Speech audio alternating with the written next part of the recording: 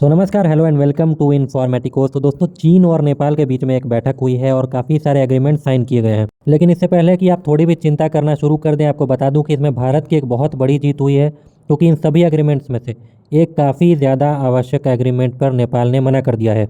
अब क्या है वो एग्रीमेंट और किस चीज़ की बैठक हुई थी, सब कुछ डिटेल में बताऊंगा। लेकिन उससे पहले रिक्वेस्ट है कि इस चैनल को सब्सक्राइब करना बिल्कुल भी मत भूलिएगा, क्योंकि इस चैनल पर आपको डिफेंस, इकोनॉमी, जियोपॉलिटिक्स और नेशनल और इंटरनेशनल इंपॉर्टेंस की सभी न्यूज़ और एनालिसिस मिलती रहेंगी। तो चलिए शुरू करते हैं आज का वीडियो। तो दोस्तों, मंगलवार को नेपाल और चीन के बीच में एक बैठक हुई थी, जिसमें कई सारे प्रस्ताव पारित हुए हैं। इसमें लगभग 12 एग्रीमेंट्स हैं। इनमें से लगभग 7 MOU यानी कि मेमोरेंडम ऑफ अंडरस्टैंडिंग है, जिसके माध्यम से जो बायलैटरल कोऑपरेशन है दोनों देशों के बीच में, वो बढ़ने वाला है। और ये जो कॉपरेशन है, ये किस किस सेक्टर में होने वाला है? तो ये सेक्टर होने वाला है ट्रेड में, रोड की कनेक्टिविटी के मामले में और इंफॉर्मेशन टेक्नोलॉजी के मामले में। इसके अलावा कई सारे क्षेत्र हैं, जैसे कि फिशरीज हो गया, लो कार्बन डेवलपमेंट हो गया, एग्रीकल्चर हो गया इत्यादि। इन सभी पर एक कॉपरेशन को लेकर के एग्रीमेंट साइन हो गया। समझ लीजिए कि ये कॉपरेशन एक तरफा ही होने वाला है, चीन ही नेपाल की मदद करेगा। लेकिन आपको पता है कि चीन की मदद कैसी होती है, तो अब ध्यान से सुनिएगा। अगर मैं हर एग्रीमेंट को एक एक करके बताऊंगा तो वीडियो बहुत ज़्यादा लंबा हो जाएगा, शायद 1 घंटे भी कम पड़ जाएंगे।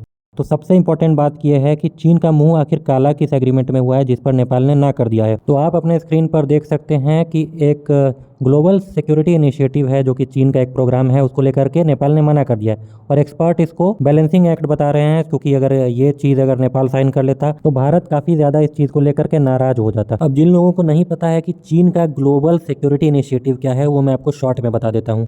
ये बेसिकली एक चीनी कम्युनिस्ट पार्टी का एक प्रोग्राम है, एक प्रपोजल है, जो कि रक्षा में सहयोग और सस्टेनेबिलिटी की बात करता है। इसके अलावा सभी देशों की टेरिटोरियल इंटीग्रिटी और सोवेरेनिटी की भी बात करता है। एक मिनट, ये कागज पे कुछ ज़्यादा ही अच्छा लग रहा है, लेकिन आपको बता दूं ये सिर्फ चीन के पर्सपेक्टिव से है।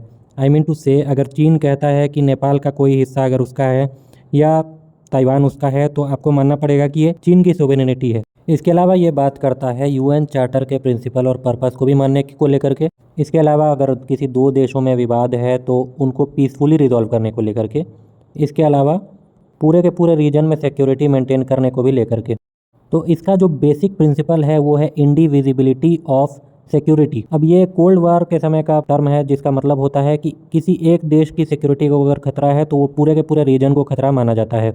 तो बस आप इतना समझिए कि इनडिविजिबल का क्या मतलब हुआ, अविभाज्य, मतलब कि सिक्योरिटी का विभाजन नहीं होगा। मतलब कि आप समझ सकते हैं कि चीन एक तरह का नेटो टाइप का संगठन बनाना चाह रहा है, और यही चीज़ क्रिटिक्स का भी कहना है। इसीलिए पेपर में तो काफ़ी अच्छा लग रहा है, लेकिन आप समझ सकते हैं कि पेपर में तो अच्छा लिखना ही पड़ेगा, तभी तो बाकी देश चीन के साथ ऐड अप होंगे।